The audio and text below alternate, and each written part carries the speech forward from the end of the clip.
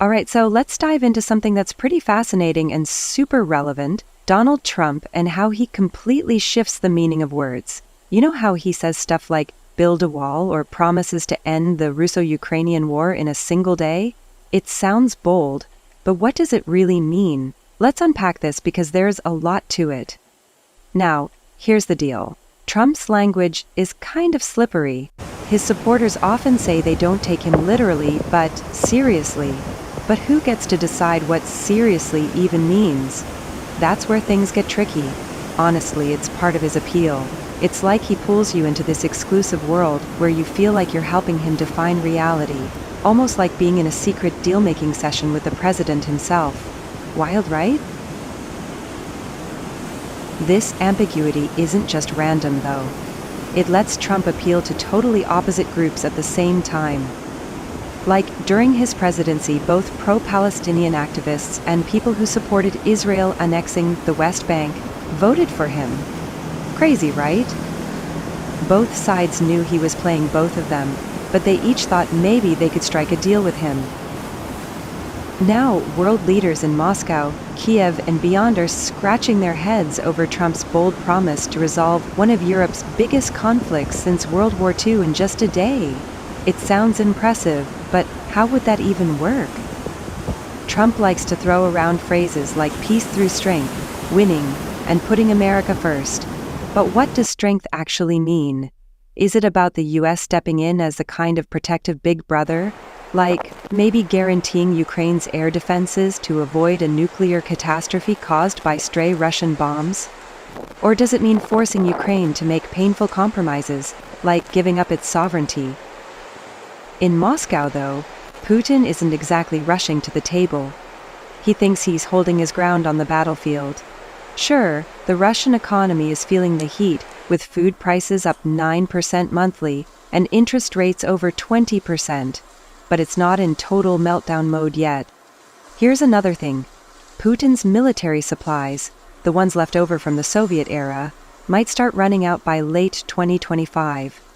So he might consider negotiations early next year. But he's probably going to keep fighting until the last minute. And if talks don't go his way, you can bet on more attacks targeting civilians. So how does Trump fit into this? Russia has been pretty clear about what it wants, a demilitarized Ukraine that it can control politically. Some of the people around Trump might actually agree to something like this, especially if it means Russia breaks its military ties with China. But let's think about this. Would Putin really ditch his partnership with Xi Jinping for an unpredictable America? Probably not. Giving up his connection with Tehran might also feel like a bad trade for Putin. But there's a twist here. Putin might look at Trump and see a version of himself. Both have that kleptocratic vibe, you know? Maybe there's a bizarre deal waiting, like some billionaire buying one of Trump's golf courses at an outrageous price. Sounds far-fetched, but with these two, who knows? Now, let's talk about Ukraine. What's Zelensky bringing to the table? In some leaked memos from a meeting with Trump, Zelensky apparently stressed that Ukraine has tons of critical minerals like titanium.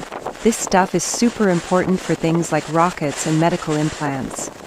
But is that enough to catch Trump's interest? Because, let's be real, Ukraine's survival depends on being heavily armed, and for at least the next 2 years, that means a lot of support from the US, especially in artillery and logistics. Here's where it gets interesting.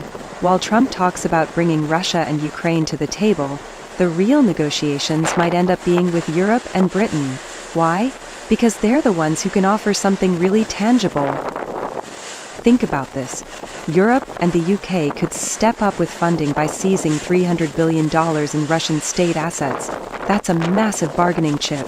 And if they also increase NATO spending, pressure Iran, or even send peacekeeping troops to Ukraine, it could be a game changer. Trump wouldn't even need to spend American money on Ukraine. Europe and Britain could buy the weapons themselves.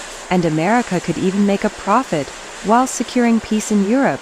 Trump could then claim a huge win, getting those freeloading Europeans to pay up and proving his critics wrong. But there's more to this than just Trump's immediate goals.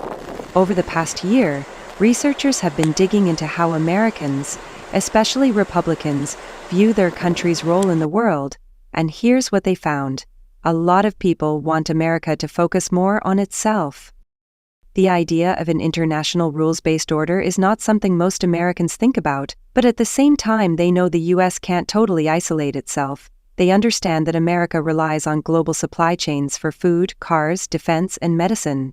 And they're worried about how countries like China and Russia are gaining control over those supply chains. So this is the moment where the meaning of words like security, strength, and alliances is up for grabs. Trump's ambiguity might seem confusing, but it also creates an opportunity. Maybe this is the time to redefine what those words mean and figure out how to make them work for everyone. What do you think? Can Trump's approach actually lead to solutions? Or is it just more chaos? Let me know your thoughts, because this is one discussion